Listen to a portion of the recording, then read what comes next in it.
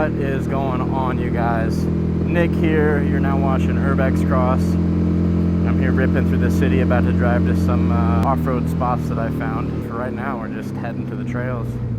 For those of you who don't have a dirt bike or a motorcycle in the city and you'd like to ride out of the country, that's great, man.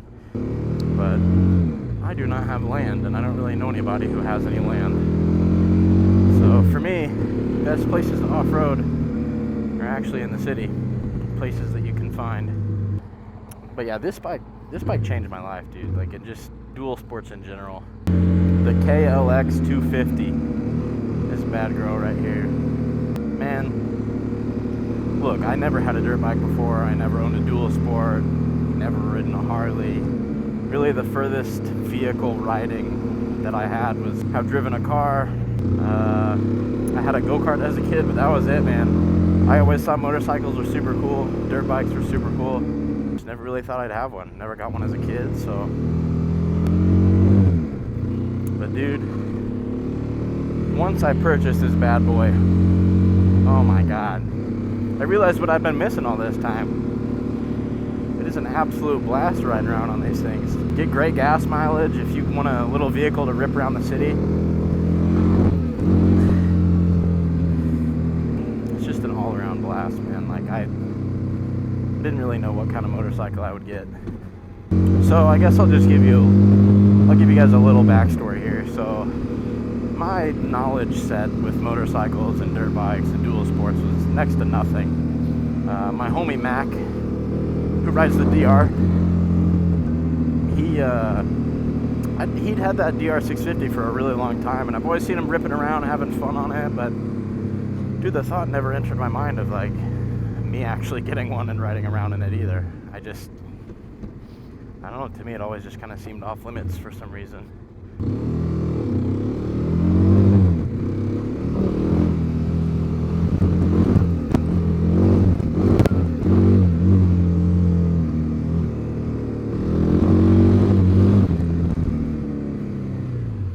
But I realize now that I have a motorcycle, that I have a dirt bike, how much I've been missing out on, dude. It's so much fun. And as soon as you learn things like, you know, relatively decent clutch control, as long as you feel like you're not going to absolutely die on the motorcycle the entire time, you can definitely have a good freaking time. I'm by no means an expert on these things either. I'm still in that early learning phase. Got lots and lots and lots to learn. But I'm enjoying it, dude. Trying to take it as careful as I can. Triple check directions. I didn't even know what the hell a dual sport was until my buddy told me. He was like, yeah, it's basically a dirt bike that you can take on the road. It can be plated, street legal, and you can hop on road, hop off road.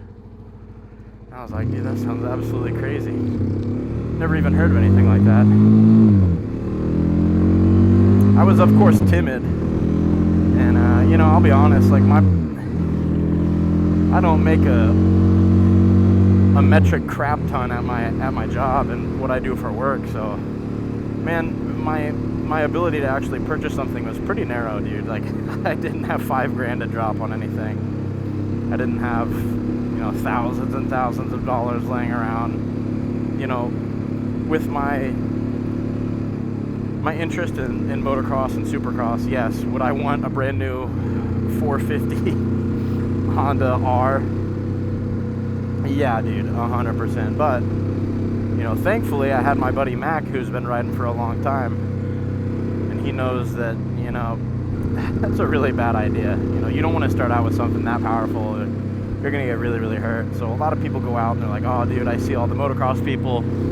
I see all the people with the Yamaha or Kawasaki's doing wheelies down the street, and that shit looks fun as hell. Like, yeah, it looks fun, but it's pretty freaking dangerous, dude. You can get really, really messed up.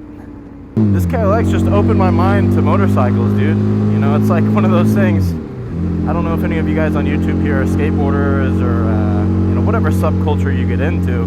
It's like as soon as you find out about some stuff and you dig into it a little bit more, man, you start seeing it everywhere. It's like once I once I got my dual sport, dude, I just started seeing motorcycles everywhere. I mean, yes, they're around, but shoot, you start seeing them. You start seeing, oh, what brand is that? You know, what company makes those, and this and that. You start to build a mental network of what all this stuff is, which that's something I found really, really fun. I always enjoyed that. I mean, I used to, well, not so much used to, but painted a lot of graffiti for the last 10 years or so, and once you start learning about graffiti, the different, you know, cultures within it, you start to realize stuff is way more nuanced. And I mean, how much more nuanced can you get than a dual sport, man? It's not a motorcycle, it's not a dirt bike, it's kind of in between. It checks a lot of boxes, and especially if you're from where I live here in Indiana, there's next to no public land at all for people to ride around. So if you want to ride places, odds are you're gonna need to hit a road, dude. And you know, dual sports can do that. You can hit a road, pop off the road. They're relatively light-ish. They're not the heaviest motorcycles in the world, which I like.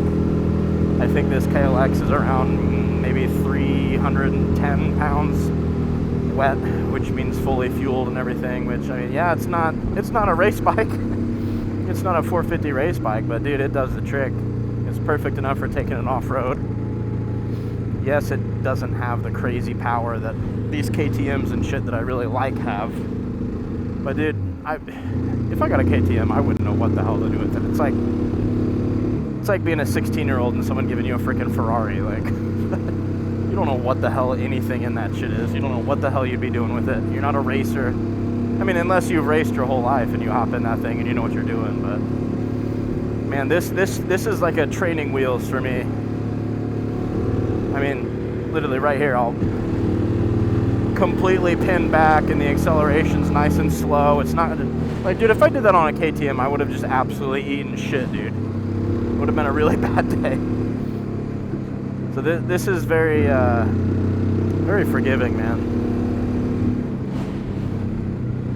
Very, very forgiving, this KLX, man. That's what I love about this thing. The brakes are super nice. They're not drum brakes. I'm pretty sure they're hydraulic brakes. So when you want to stop on this thing, I mean, shoot, you definitely are stopping, which I think is really important. Look at that, third gear fully pinned. I don't feel completely out of my element. I feel like I could just kind of chill in those gears, dude. Just feels sturdy, man. I haven't really had any issues on-road or off-road with this thing. I definitely had issues off-road with the stock tires, I'm not gonna lie. The stock tires on this thing, and granted, I was the third owner, and I don't think they ever changed the tires, so by the time they got to me, the tread on them was pretty worn down. It wasn't all that great. So as soon as I took it off-road, I was like, man, I'm struggling, bro. Anytime there'd be any mud or anything like that, dude, I was slipping and sliding. It's like having a freaking ice skate attached to your back wheel. It was not a blast. I mean, it taught you a lot of balance, how to try to stay, how to not completely eat shit. I mean, in a way, I'm kind of glad that happened when I first got this, was that the tires weren't all that tremendous. Because then, once you get some kin to Trackmasters, which is what I'm running on them now, front and back, shoot, man, it'll grab onto anything, any mud. You just, I mean, yeah, it'll slip around if you really lean it super hard, but dude, for the most part, it feels planted, man. And kin to Trackmasters are pretty cheap. I mean, granted, they're not gonna last as long as maybe Tusk D Sports, but shoot, for my first set of tires, they were cheap enough. I'm like, I'm gonna put these on and see how they do. Haven't really looked back since. One thing I try to be very cognizant of, though, is trying not to lean the bike too hard in the corners. I know a lot of people with supermotos and more road-centric bikes are able to do that, but dude, I don't trust these knobbies at all. Could they do it to a reasonable extent? Sure, but I don't really want to push my luck. This KLX as well, dude, it feels like she's barely even working. Barely working up a sweat. It likes cruising at this speed, so as long as you're not As long as you ain't ripping around on highways, man, the KLX will handle it, man. I'd like to point out too, dude, I'm not a light guy. Like, I'm 240. I'm not a light guy by any means, and like I said, I haven't changed the suspension or anything on this, and dude, the bike still handles pretty good. I'm definitely pushing the weight capacity of this bike, but she handles it like a champ. No issues whatsoever. Yeah, we might as well, now that we're here, go through some of the pluses with the KLX. Very, very beginner friendly. I mean, shoot, dude. I taught my girlfriend how to ride this thing, my homie Jackson. My dad hasn't really ridden motorcycles before. He's ridden all kinds of other stuff. He hopped on like it was nothing. You know, people who've never even driven a stick shift anything before. It's very, very, very, very user friendly, as long as you have someone kind of looking after you, explaining how some of this shit works. The clutch is super duper friendly. It's not got tremendous bite to it to where if you're not right within that kind of contact point, you're gonna put yourself on your ass. Like, no, it's chill, man. It just lugs around. It's a bit of a tractor, man. All right, we are going to try to lug back behind these railroad tracks here. Woof.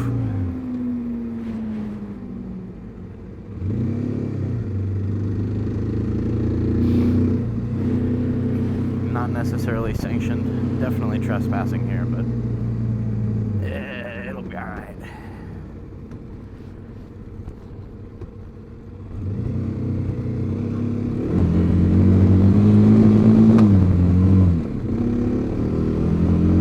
Hopefully there's no train workers or anything back here today. Try to keep my eye out though.